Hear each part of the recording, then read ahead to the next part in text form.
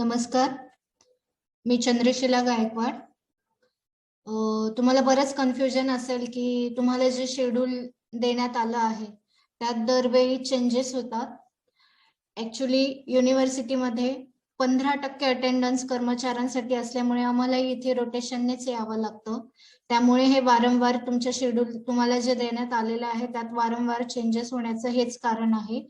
पण तुम्ही काळजी करू नका, तुमचा सिलेबस हा आम्ही पूर्ण करण्याचा नक्कीच प्रयत्न करू.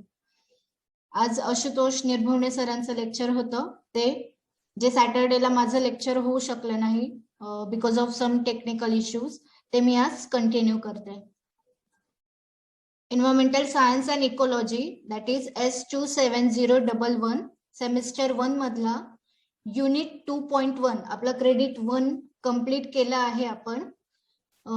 क्रेडिट 2 मधला युनिट 2.1 आपण आज पाहूया. टॉपिकचं नाव आहे ecology and sub divisions.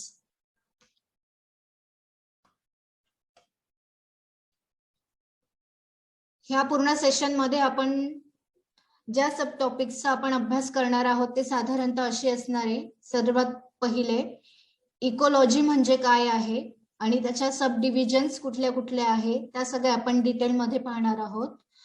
Ecology आणि अदर सायन्सच्या ब्रांचेस याचा एकमेकांशी असलेलं रिलेशनशिप याचा आपण अभ्यास करणार आहोत. त्यानंतर इकोलॉजीच्या ज्या काही लेवल्स आहे ऑर्गनायझेशन करण्याच्या, त्याची एक पर्टिक्युलर हायरार्की असते, चढता क्रम किंवा उतरता क्रम, एक विशिष्ट क्रम असतो. तो लेवल ऑफ ऑर्गनायझेशन कसा आहे ते पाहणार आहोत. इकोलॉजी ब्रांचचा अदर ब्रांचशी जो काही रिलेशनशिप आहे ते दर्शवण्यासाठी वेगवेगळे मॉडेल्स वापरले जातात. तर तुम्हाला सिलेबस मध्ये केक मॉडेल थिअरी दिलेली आहे, तिचा आपण अभ्यास करणार आहोत.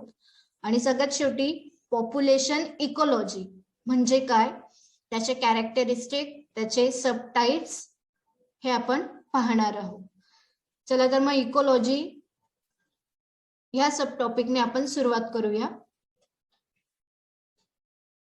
इकोलॉजी म्हणजे काय? What is ecology?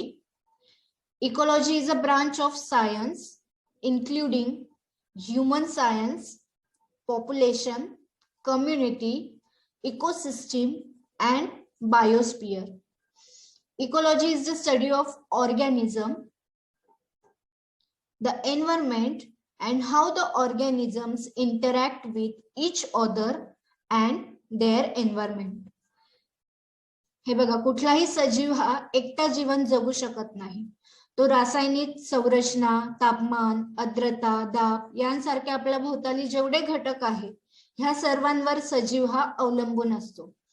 जसं आपल्याला माहितच आहे, पृथ्वीवर जे काही आहे ते सजीव आणि त्यांचं पर्यावरण यांमध्ये जी आंतरक्रिया होते त्याचा अभ्यास आपण एन्व्हायरमेंटल सायन्स या ब्रांच मध्ये करतो.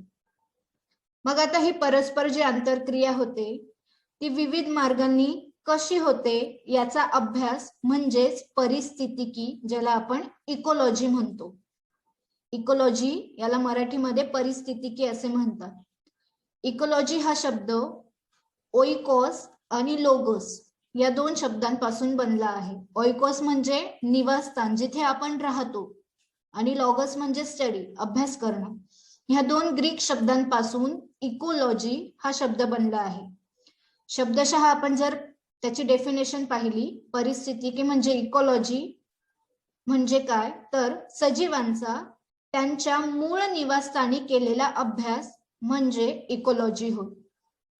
या शब्दाचे सर्वप्रथम उपयोजन रिटर या शास्त्रज्ञाने 1968 मध्ये केले. इकोलॉजी हा शब्द रिटर या शास्त्रज्ञाने शोधून काढला. मात्र हा शब्द आपल्या लिखाणामध्ये म्हणजे जास्तीत जास्त त्याचा यूज केलाय हे याचं श्रेय हेकेल या सायंटिस्टला जातं. काही व्याख्या पाहूया इकोलॉजीच्या. 1969 मध्ये हेकेल यांनी सांगितल्याप्रमाणे सजीवाचा त्याच्या ऑर्गॅनिक आणि इनऑर्गॅनिक एन्व्हायरमेंट या दोघांशीही असणारा संबंध म्हणजे इकोलॉजी होय. प्रसिद्ध शास्त्रज्ञ हेकेल यांनी दिलेली डेफिनेशन आहे. पुढची डेफिनेशन आहे ओडम. निसर्गाच्या किंवा परिसंस्थेच्या संरचनेचा आणि कार्याचा अभ्यास म्हणजे इकोलॉजी होय. अकॉर्डिंग टू टेलर, सर्व सजीवांचे त्यांच्या पर्यावरणाशी असलेल्या सर्वकष संबंधांचे विज्ञान म्हणजेच परिस्थितिकी होय.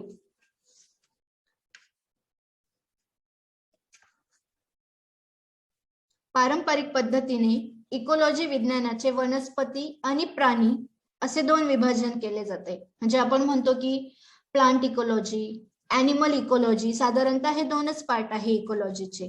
पण प्लांट्स, ॲनिमल्स आणि त्यांचे एन्व्हायरमेंट हे परस्परावलंबी आणि वेगळ्या होऊ न शकणाऱ्या गोष्टी आहेत, हे आधुनिक परिस्थितिकी विज्ञान मान्य करते.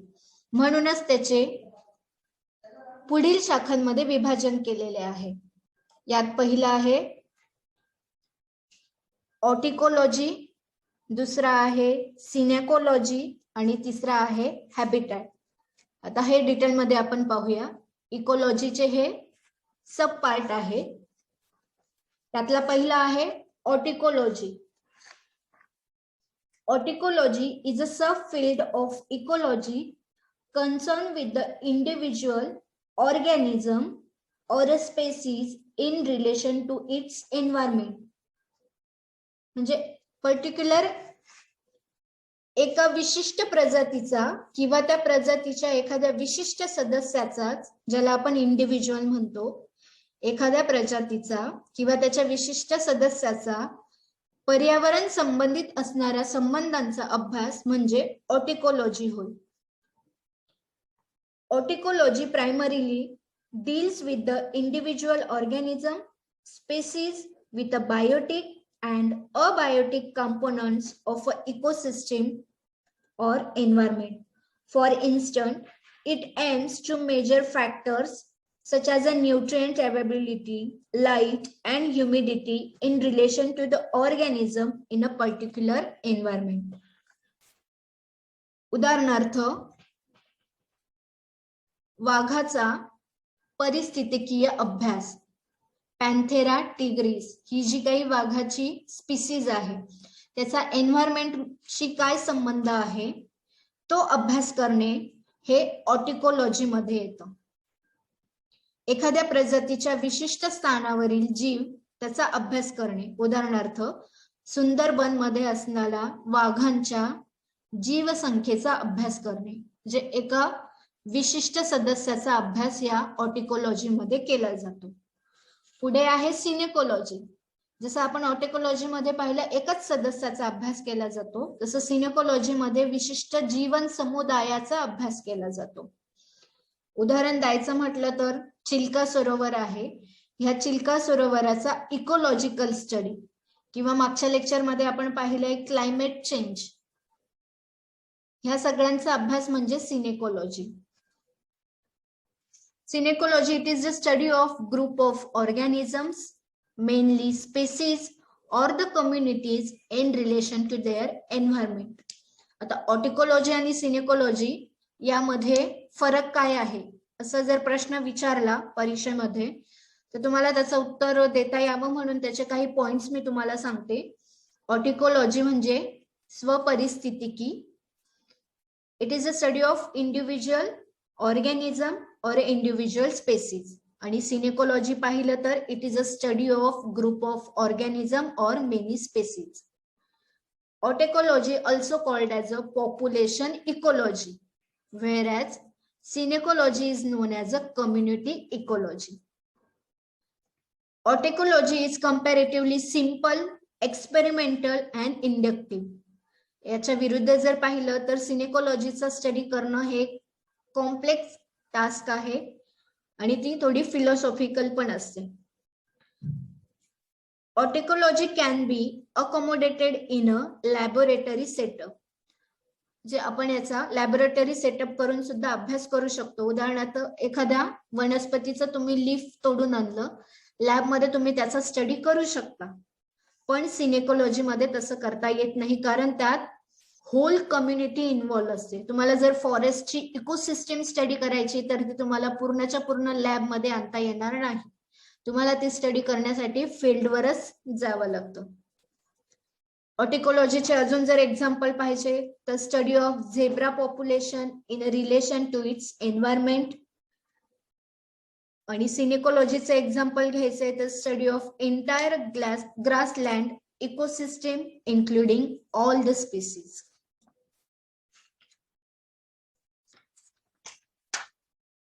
यापुढे आहे इकोलॉजी आणि त्याच्या वेगळ्या वेगळ्या सब डिव्हिजन्स आहे. त्यामध्ये सगळ्यात पहिलं आहे division of ecology. Ecology has been subdivided into different fields so as to understand the subject in a more profitable way. Ecology can be commonly divided into animal ecology and plant ecology. आपण आधी पाहिल्याप्रमाणे. However, two major subdivisions, that is ऑटिकोलॉजी and सिनोकोलॉजी, आणि ह्या सगळ्यांच्या व्यतिरिक्तही त्याचे जे सब divisions आहेत ते खालील प्रमाणे. पहिला आहे population ecology. Population ecology it deals with the growth, trophic structure, metabolism and regulation of a population. Population म्हणजे एका विशिष्ट जातीचा प्रजातीचा समुदाय.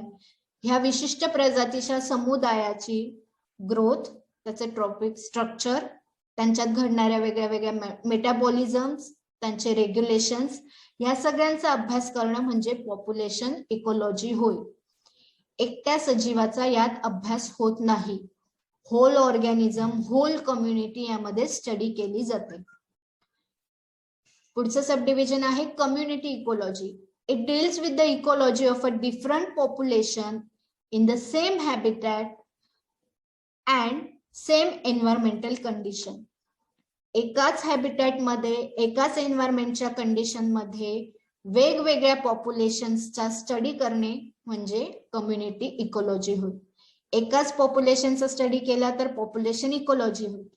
अनेक पॉप्युलेशन जेव्हा आपण स्टडी करतो तर तो कम्युनिटी इकोलॉजी होतो. पुढे आहे taxonomic ecology. It is concern with the ecology of different taxonomic groups. वेगवेगळ्या टॅक्झोनॉमिक ग्रुप्सचा अभ्यास करणं म्हणजे टॅक्झोनॉमिक इकोलॉजी होय. Habitat ecology it include the study of animals and plants in a different habitat.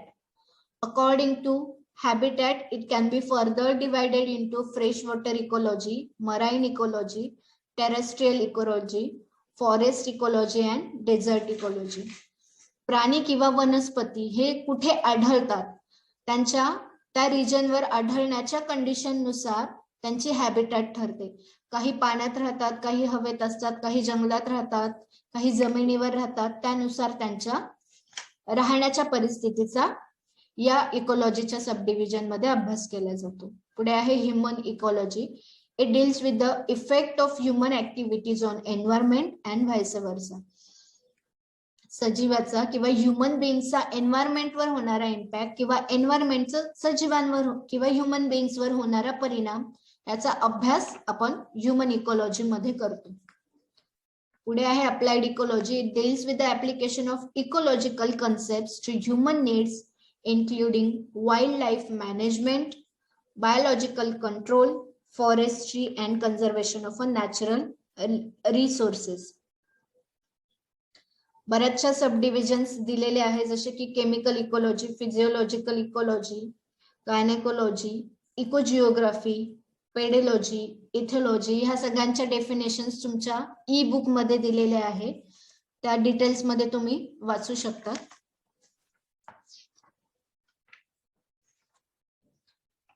पुढे आहे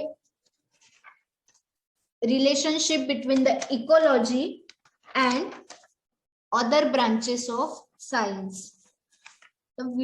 इकोलॉजी आणि त्याचा इतर ब्रांचशी असलेला संबंध. सर्वात पहिले आहे ecology related with the physics. आता फिजिक्सचा आणि इकोलॉजीचा काय संबंध आहे तर biotic pressures are related with the energy transfer from producers which take advantages of light energy for producing complex organic compounds, to bacteria which obtain chemical energy by the disintegration of the molecular structure of other organism. जे इकोलॉजीचा physics या ब्रांचशी काय संबंध असतो ते ह्यातून कळते. Ecology आणि chemistry यांचा परस्परांशी काय संबंध येऊ शकतो. All the metabolic and the physiological processes of biosystems depend on chemical reaction. आता पाऊस पडतो पण पाऊस पडण्याची एक पर्टिक्युलर केमिकल रिएक्शन असते. ते केमिकल रिएक्शन फॉलो केल्यानंतरच पाऊस, फक्त पाऊस आपल्याला पडताना दिसतो पण त्याच्या बऱ्याचशा स्टेप्स आहेत, त्या स्टेप्स थ्रू गेल्यानंतरच आपल्याला पाऊस पाहायला मिळतो. हे झालं केमिकल रिएक्शन. किंवा पाऊस पडण्याआधी विजा कडकडणं, ढगांचा कडकडाट होणं, ह्या सगळ्या केमिकल प्रोसेसेस आहेत. याचा संबंध इकोलॉजीशी असतो. पुढे आहे ecology and geology. ecology related to the geology because biomes depend on the geological structure of the environment. Geological म्हणजे भूशास्त्र, भूगोल. सजीव हा भूगोलावर किंवा भूशास्त्रावर त्याचं पूर्ण स्ट्रक्चर आणि फंक्शन हे अवलंबून असेल, म्हणून इकोलॉजीचा स्टडी करताना जिओलॉजी सुद्धा कन्सिडर केलं जातं. Geography. It is very important discipline because of the specific distribution of living beings on the earth. Maths आणि इकोलॉजी यांचा सुद्धा घनिष्ठ संबंध आहे. Mathematics is a crucial for ecology. For example, for the statistic, projection and extrapolations when ecologists deal with the specific information about the number of distribution of a species. प्राण्यांची किंवा वनस्पतीची एखादी विशिष्ट प्रजाती घेतली, एखाद्या पर्टिक्युलर एरियामध्ये तिचा नंबर किती आहे किंवा तिचं डिस्ट्रीब्युशन किती आहे हे तुम्हाला संख्या किंवा अंकांमध्ये मांडावं लागतं, किंवा त्याचे जे काही कॅल्क्युलेशन्स आहे, फॉर्म्युलाज वापरून ज्या काही व्हॅल्यूज काढाव्या लागतात, त्या सगळ्या फॉर्म्युलाज म्हणजे मॅथमॅटिक्स तिथे आपल्याला वापरावं लागतं. पुढे आहे क्लायमॅटोलॉजी and meteorology are significant disciplines which help ecologists to understand how the variation on climate condition at a given region affect the regional or the global biodiversity. येत्या दिवसात पाऊस पडणार आहे की नाही, किंवा समुद्रकाठी असणाऱ्या लोकांना, तिथल्या असणाऱ्या वस्तींना त्या समुद्रापासून ज्या लाटा निघणाऱ्या त्याचा काय धोका होऊ शकतो, वादळ येऊ शकतं, हे सगळं आपल्याला ह्या क्लायमॅटोग्राफी मध्ये त्याचा स्टडी केला जाऊ शकतो. शेवटी एक इकोलॉजिकल सिव्हिलायझेशन म्हणून मी एक इमेज टाकलेली आहे. तर ecological civilization is a term that describe the final goal of a social and environmental reform within a given society. एका विशिष्ट एरियामध्ये final goal of a social and environmental reforms याचा study करणं म्हणजेच ecological civilization. It is a great process of civilization development for a human being. From the broad senses, ecological civilization is a new civilization pattern following original civilization, agricultural civilization and industrial civilization for human being. सजीवांना, जेव्हा आपण सजीवांचा किंवा human बीइंग्सचा आपण अभ्यास करतो, त्या human बीइंग्सचा आणि त्याच्या आजूबाजूला असणाऱ्या वातावरणाचाही त्याच्याबरोबर अभ्यास करणं.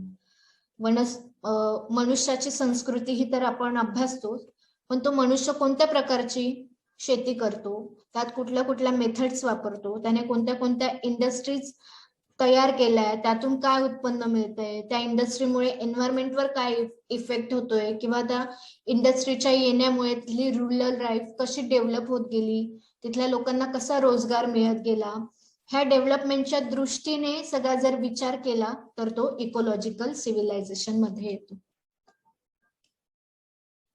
यापुढे आहे levels of organization. systems containing living, that is biotic, and non-living, म्हणजेच abiotic components contribute biosystem. For example, host parasite system or a two species system of a mutually linked organism, that is fungi algae partnership that contribute a lichen. आपल्याला माहिती आहे lichen हा algae आणि fungi यांच्या partnership पासून तो तयार झालेला आहे. अल्गी यामध्ये green pigment photosynthesis pigment present असतात, दॅट इज क्लोरोफिल जे फंगाई मध्ये नसतात. फंगाय फूड साठी अल्गीवर डिपेंड असतो आणि अल्गी फंगाईवर डिपेंड असते. मग हे म्युच्युअली अंडरस्टँडिंगने दोघं एकमेकांना हेल्प करून त्यांची म्युच्युअल पॅरासिटिझम फॉर्म होते. That partnership is non as a liking. मग आता ही स्टडी कोणत्या कोणत्या लेवल मध्ये केली जाते, यात सर्वात पहिले आहे, या डायग्राम मध्ये तुम्ही पाहू शकता सगळ्यात वरती इंडिव्हिज्युअल लिहिलेला आहे. इंडिव्हिज्युअल और स्पेसिस और organism. An individual is any living thing or the organism. Individuals do not breed with the individuals from other groups. Animals, unlike plants, tend to vary definite with this term because some plants can crossbreed with other fertile plants. यात म्हटल्याप्रमाणे individual do not breed with the individual from other groups. विशिष्ट groups मधला plant animal हा दुसऱ्या ग्रुप्सच्या plant किंवा animal सोबत inbreed होत नाही. एका विशिष्ट प्रजातीचा अभ्यास म्हणजे इंडिव्हिज्युअल होय. In the diagram above you will notice that तिथे गिल गोल्डफिश दाखवले आहे, is interacting with its environment and will only crossbreed with other goldfishes just like here. तिथे इंडिव्हिज्युअल मध्ये मी एकच स्पीसीज आहे तुम्हाला बुक मध्ये दिलेली गोल्डफिशची, आणि तीच पॉप्युलेशन मध्ये बघा त्याची संख्या वाढलेली आहे. तर पॉप्युलेशन काय आहे ते पाहूया. Population is a group of individuals of a given species that live in a specific geographic area at a given time. Example is gill and his family and friends and other fishes of gill species. The diagram मध्ये दाखवल्याप्रमाणे noted that populations include individual of the same species but may have different genetic makeup such as a hair, eyes, skin, color and size between themselves and other populations. एका individual हा दुसऱ्या individual सारखा असतो, पण त्यात काही exceptions किंवा काही चेंजेस असतात, जसं की त्याचा हेअर कलर चेंज असेल, आईजचा शेप, आईजचे कलर, स्किनचा कलर, स्किनची शेड, त्यांची साईज, ह्या सगळ्या व्हेरिएशन्स त्या पॉप्युलेशन मध्ये दिसून येतात. पुढे आहे community. This includes all the populations in a specific area at a given time. A community includes population of an organism of a different species. वेगवेगळ्या स्पीसीज ची पॉप्युलेशन फॉर्म होणं आणि ह्या वेगळ्या वेगळ्या पॉप्युलेशन्स एका ब्रांच अंडर स्टडी करणं म्हणजे कम्युनिटी होय. पुढे आहे ecosystem. As explain in the page earlier, ecosystem include more than a community of a living organism, that is abiotic, interacting with the biotic. At this level, they depend on other abiotic factors such as rocks, water, air and temperature. ह्या diagram मध्ये individual, population आणि community पर्यंत आपण आलो. तिथे फक्त biotic factor include होते. As we enter in the ecosystem, यामध्ये अबायोटिक फॅक्टर सुद्धा इन्क्लूड झाले.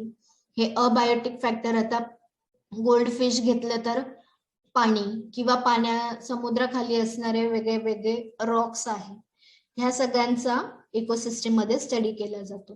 पुढे आहे बायोम्स.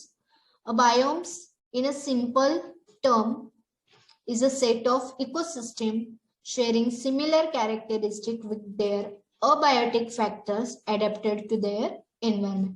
यामध्ये characteristics सेम असतात आणि अबायोटिक फॅक्टर ह्या एन्व्हायरमेंटशी कशा प्रमाणात अडॉप्ट केलेले आहे त्याचा अभ्यास म्हणजे बायोम्स होय. पुढे आहे biosphere. When we consider all the different biomes, each blending into the other, with all humans live in many different geographic areas, we form a huge community of humans, animals, and plants and microorganisms in their defined habitat. A biosphere is a sum of all the ecosystem established on a planet Earth. It is a living component of the Earth system. ह्या दुसऱ्या diagram मध्ये दाखवल्याप्रमाणे इथे सगळ्यात आधी individual दिसते. ह्या इंडिव्हिज्युअलचा group म्हणजे पॉप्युलेशन. वेगळ्या वेगळ्या पॉप्युलेशनचा ग्रुप म्हणजे कम्युनिटी. कम्युनिटीमध्ये जेव्हा अबायोटिक फॅक्टर्स ऍड होतात दॅट इज इकोसिस्टीम. इकोसिस्टीम मध्ये जेवढ्या प्रोसेसेस किंवा जे काही अबायोटिक फॅक्टर आहे त्याचा एन्व्हायरमेंटशी काय संबंध आहे that is study of biomes. And a group of biomes when with their abiotic factors adapted to their environment is a biosphere. आता पुढे केक मॉडेल थिअरी पाहूया. Layer cake model ecosystem. यामध्ये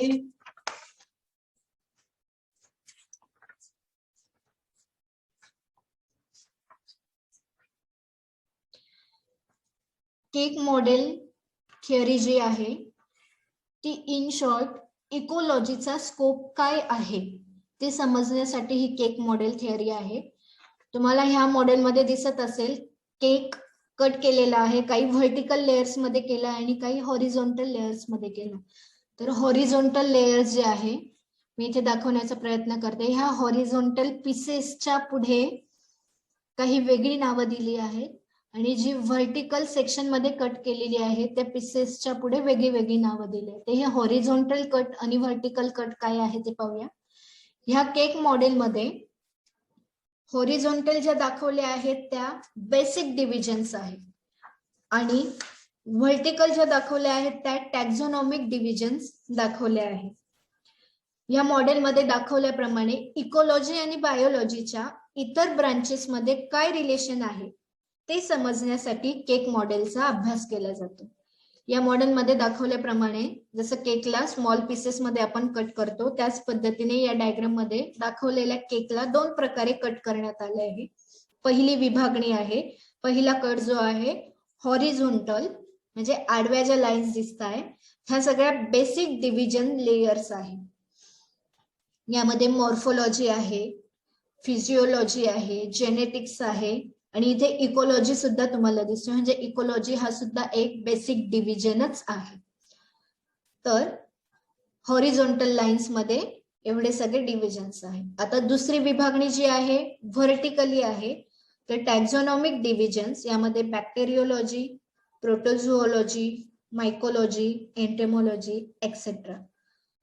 from this model we find that ecology is a basic division of biology and forms an integral part of all the taxonomic division.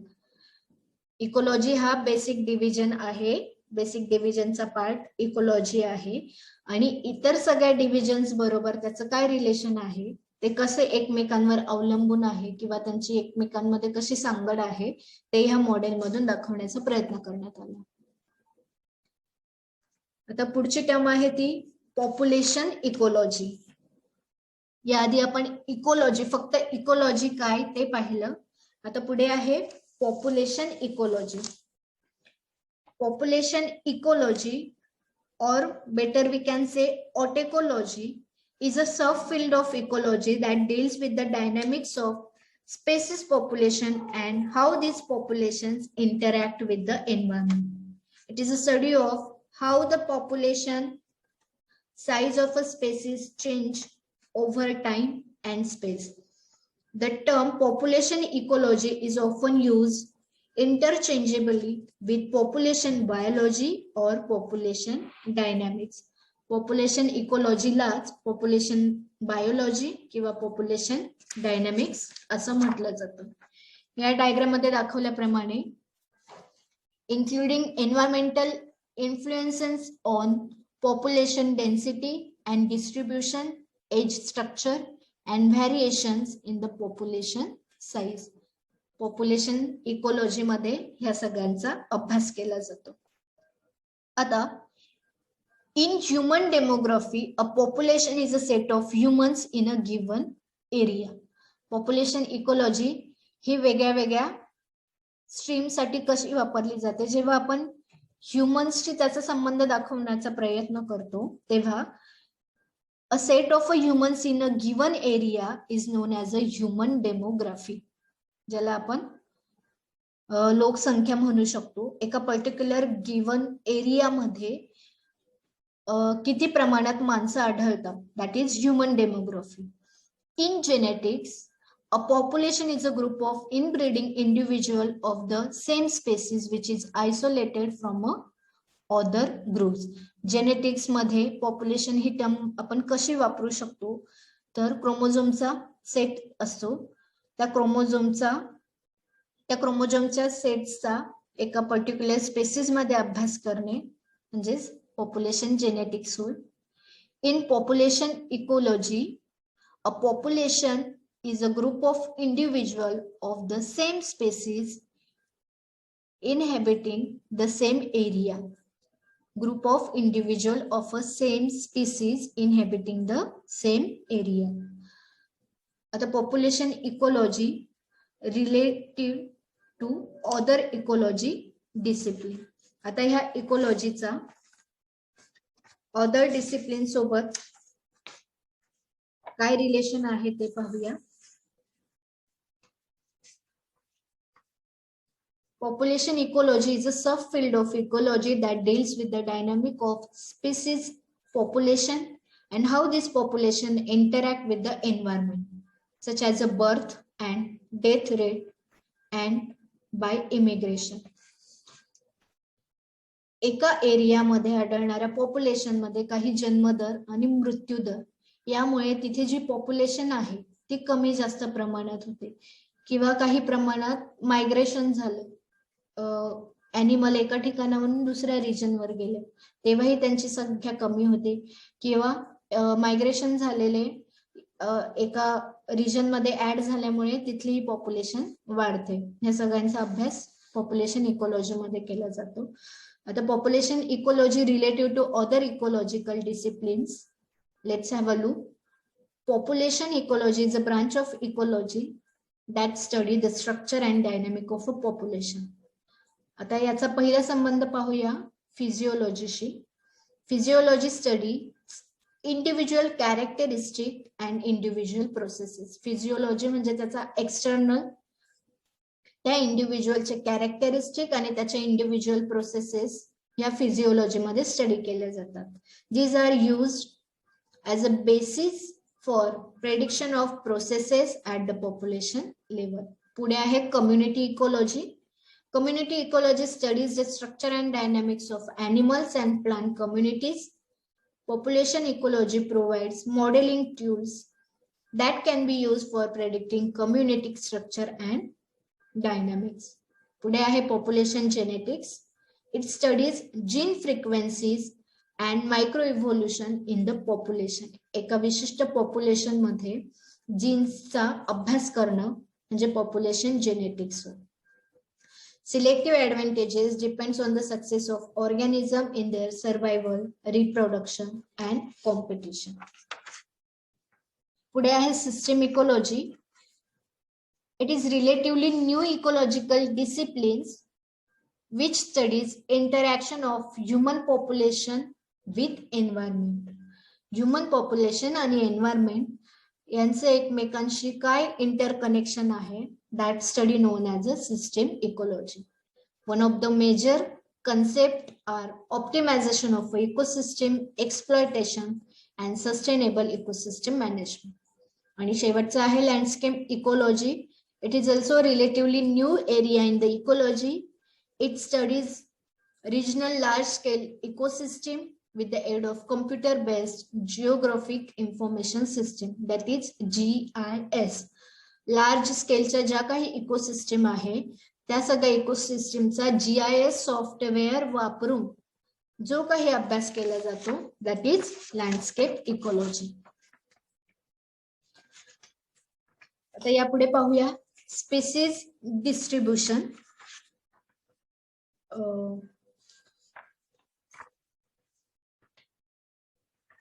In addition to knowing the number and the density of an individual in an area, ecologists will also want to know their distribution. संख्या आणि density, एखाद्या प्रजातीची तुम्हाला संख्या जर कळली तर त्याचं डिस्ट्रीब्युशन कुठे कुठे आहे हे शोधण्याचा इंटरेस्ट असतो. यावर वेगवेगळे रिसर्चही केले जातात. आता हे डिस्ट्रीब्युशन तुम्हाला शोधायचं असेल तर त्या शोधण्याचे 3 पद्धती आहे. सगळ्यात पहिली आहे युनिफॉर्म डिस्पर्शन, रॅन्डम डिस्पर्शन आणि clump or we can say cluster dispersion. इथे डायग्राम मध्ये दाखवल्याप्रमाणे युनिफॉर्म डिस्पर्शनच्या खाली पेंग्विनची पॉप्युलेशन दाखवली आहे. एक दांडी जे फुलं आपण म्हणतो ते एक दांडीचं फुल असलेलं ते रॅन्डम डिस्पर्शन मध्ये आहे आणि इलेफंटची पॉप्युलेशन मी क्लम्प्ड डिस्पर्शन मध्ये दाखवली आहे.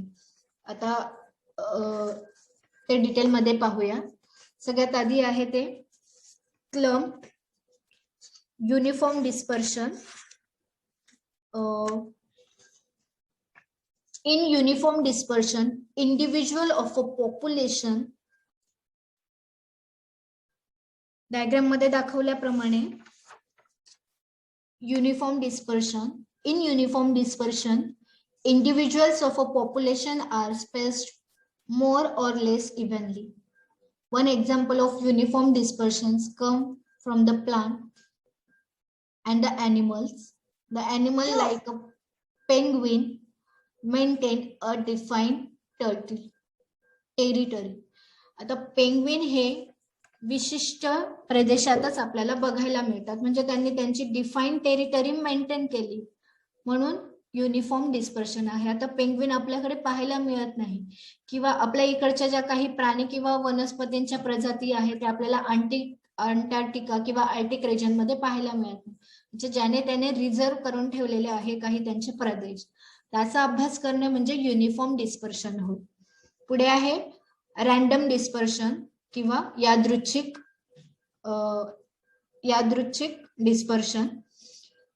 In random dispersion, individuals are distributed randomly without a predictable pattern. An example of a random dispersions come from dandelion and other plants that have a wind dispersed seeds. The seeds spread widely and sprout where they happen to fall as long as the environment is favorable. जे diagram मध्ये दाखवल्याप्रमाणे ही एक दांडीची जी वनस्पती आहे, जेव्हा जोराची हवा येते ती हवा आल्यानंतर त्याच्यामध्ये असणारे जे बीज आहे ते हवेमार्फत जिथे कुठे उडत जातील आणि जिथे पडतील तिथे ही वनस्पती उगवते.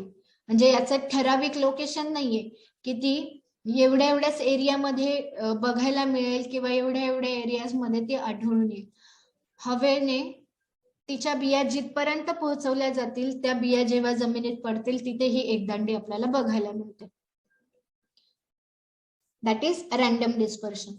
पुढे आहे clumped dispersion. In a clumped dispersion individuals are clustered in a groups. A clumped dispersion may be seen in a plants that drop their seeds straight to the ground, such as oak trees, or animals that live in a group.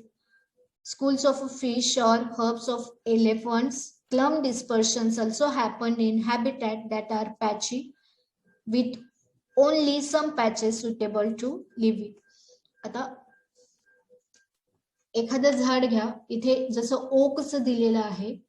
Okay ह्या वनस्पतीच्या when they drops their seeds near, आता ओकच्या seeds त्याच्या आजूबाजूलाच पडू शकतात, तर तिथे पडल्यानंतर त्याच्या बाजूला दुसरं ओकचं झाड येणार, त्याच्या बाजूला अजून 5-6 ओकची झाडं येणार.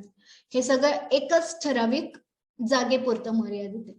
तिथून पुढे गॅप सोडला तर पुन्हा विशिष्ट ठिकाणी आपल्याला पुन्हा ती ओकची कम्युनिटी पाहायला मिळते. आता जसं इथं दाखवल्याप्रमाणे हत्तीचा कळप आहे, आधी ते 2-3च हत्ती असतील, पण त्यांची इनब्रीडिंग कॅपॅसिटी नंतर आता तिथे ती संख्या वाढली, पण तो घोळका आपल्याला एकाच ठिकाणी पाहायला येतो. पुन्हा काही एरिया सोडला तर पुन्हा दुसरा घोळका बघायला मिळतो. असं घोळक्यामध्ये किंवा विखुरलेल्या गोंधळलेल्या अवस्थेत हे डिस्पर्शन आपल्याला पाहायला मिळतं. आता पुढे आहे कॅरेक्टरिस्टिक ऑफ अ पॉप्युलेशन. यामध्ये पहिलं आहे पॉप्युलेशन डेन्सिटी, लोकसंख्येची घनता, जी आपण आता 100 किलोमीटर एरियामध्ये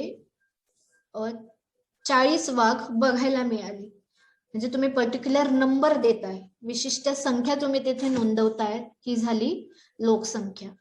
आणि त्याला जर तुम्ही एरियाचं लिमिटेशन टाकलं म्हणजे 100 किलोमीटर 200 किलोमीटर, एका विशिष्ट एरियामध्येच एवढी लोकसंख्या आढळेल, त्याला पॉप्युलेशन डेन्सिटी म्हणतात. The space is described in 2 dimensions such as a kilometer cube, meter cube and centimeter cubes. असे वेगळे युनिट्स वापरून ती डिनोट केली जाते पॉप्युलेशन डेन्सिटी. पुढे आहे नॅटॅलिटी, बर्थ रेट, ज्याला आपण जन्मदर म्हणतो. The natality rate may be expressed as a number of organisms born per female per unit area. नॅटॅलिटी rate हा कसा ठरवला जातो? Per unit time, per area, per female number of organism, अशा पद्धतीने ते कॅल्क्युलेट केलं जातं. पुढे ते कॅल्क्युलेट करण्यासाठी 2 प्रकारे करतात. पहिला आहे मॅक्झिमम नॅटॅलिटी आणि दुसरा आहे ecological नॅटॅलिटी. Maximum नॅटॅलिटी also called as an absolute or a potential or a physiological natality, and ecological natality also called as a realized natality or simply natality. पुढे आहे mortality, that is death rate. Mortality means the rate of death of individual in a population. लोकसंख्येमध्ये मृत्यूचं प्रमाण किती आहे ते ह्या death rate मध्ये कॅल्क्युलेट केलं जातं. Like नॅटॅलिटी, mortality may be of 2 type. यातला पहिला आहे minimum mortality, it is also called as a specific or the potential mortality. आणि दुसरा आहे ecological or realised mortality. Birth आणि डेथचा रेशिओ त्याला 100 ने इंटू करणं, that is called as a vital index. Vital index आणि सर्वायव्हरशिप कर्व यावर जर प्रश्न विचारला, एमसीक्यू टाइपचा क्वेश्चन येऊ शकतो. व्हायटल इंडेक्स म्हणजे काय? So it is a birth and death ratio. Ratio आहे म्हणून आपण त्याला 100 ने इंटू करणार आहोत. समजा बर्थचं रेट आहे 30% आणि डेथचे रेट आहे 20%. मग आपण हे कसं कॅल्क्युलेट करू शकतो? Birth divide by death into 100, म्हणजे 30 डिवाइड बाय 20 इंटू 100, जी काही व्हॅल्यू असेल ती व्हायटल इंडेक्सची असेल. पुढे आहे age distribution. Age distribution is another important characteristic of a population which influence natality and mortality. Mortality usually varies with age, as chances of death are more in early and later periods of lifespan. Similarly, natality is restricted to a certain age group. The distribution of ages may be constant or variables. It is directly related to the growth rate of the population. Depending upon the population of the 3 age group, population can be said as a growing, mature or the stable. पुढे आहे age pyramid.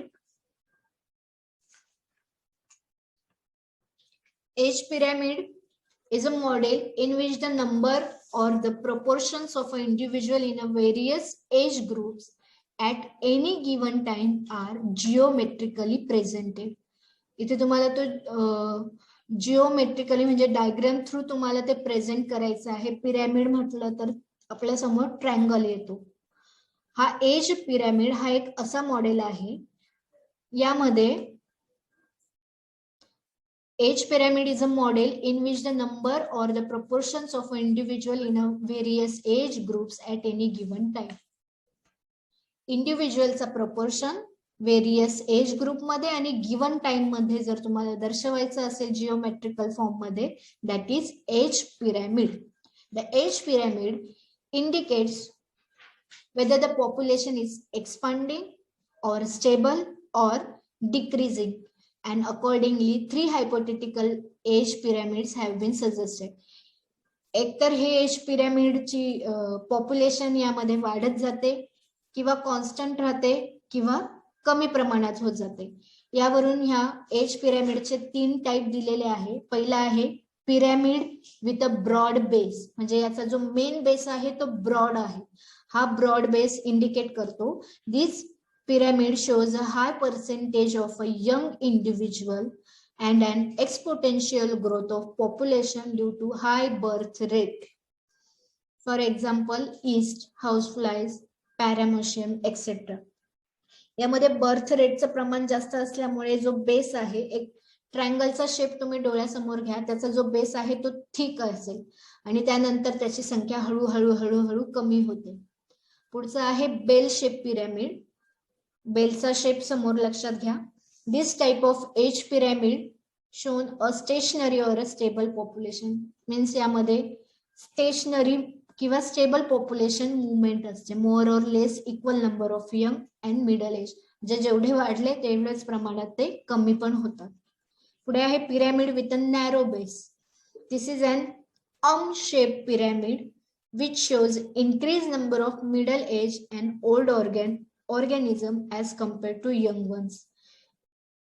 Young population आणि middle age population ह्या 2 population आपण consider केल्या तर young one जे खालच्या आणि वरच्या साईडला असेल त्यांची संख्या कमी असेल आणि मिडल एजची जी पॉप्युलेशन असेल त्याची संख्या जास्त प्रमाणात असेल, म्हणून त्याला शेपचा कर्व म्हटलं आहे. पुढे आहे biotic potential. Each population has a inherent power to grow when the environment is unlimited. The specific growth rate becomes constant and maximum for the existing condition. It may be designed by a symbol R. Biotic potential ha R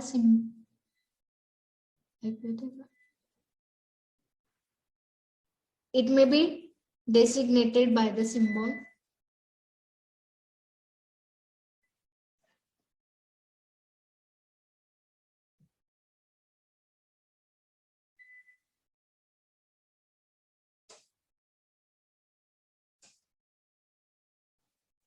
पुढे आहे biotic potential.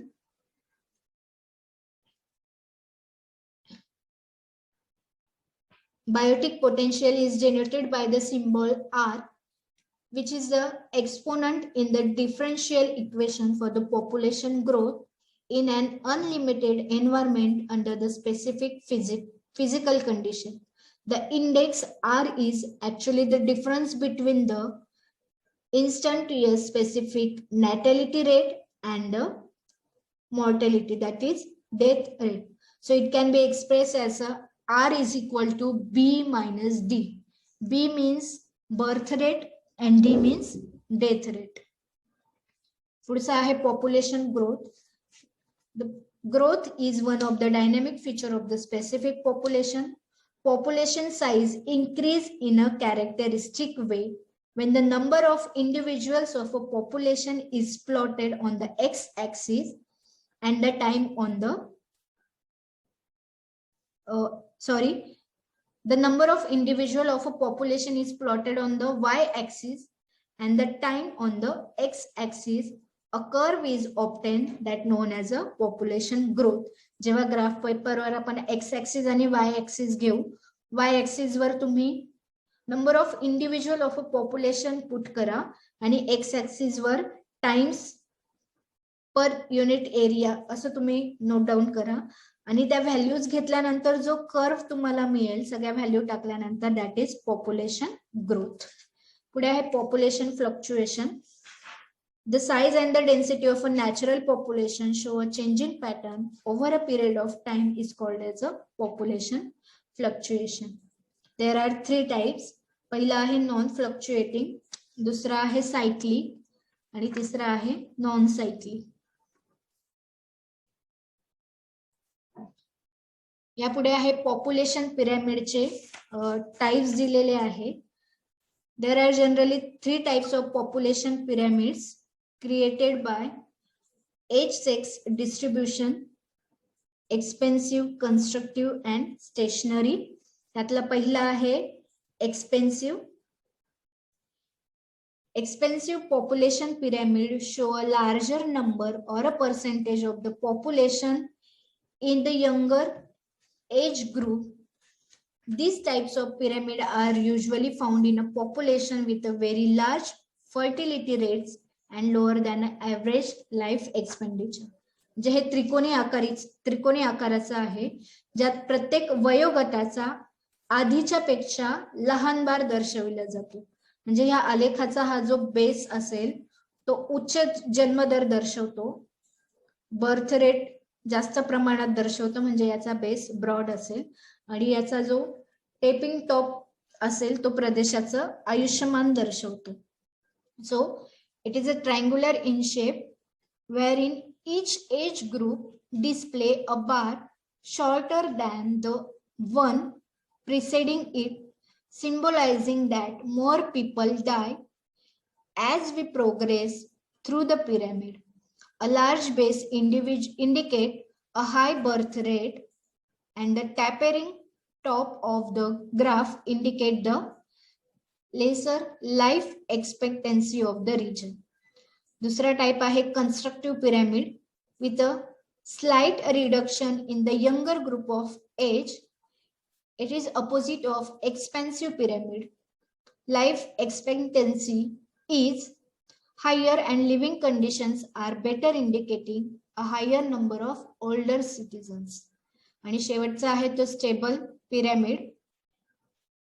It is rectangular in shape indicating an equal distribution of a people across all ages group. A slight tapering at the top denotes more death occurring among the older people, which is natural. A stable birth rate indicates the use of birth control measures. Life expectancy in such a region is high due to better living conditions, availability of medical services, etc. Here are the various references from where I got these informations.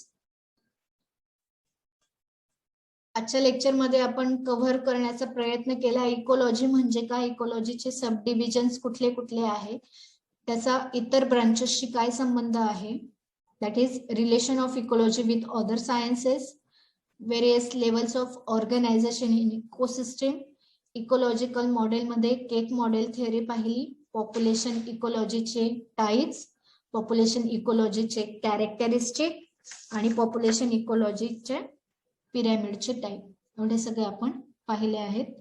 तुम्हाला जर काही questions असेल तर तुम्ही विचारू शकता. मी screen sharing stop करते आहे.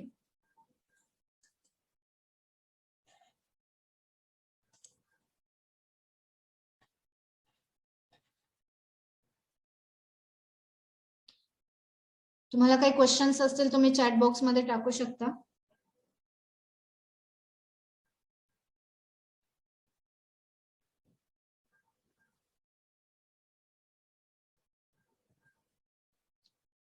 किंवा माझ्या स्लाइड मध्ये मी मेल आयडी दिलेला आहे, त्यावरही तुम्हाला काही क्वेश्चन्स असेल तर तुम्ही ते पोस्ट करू शकता.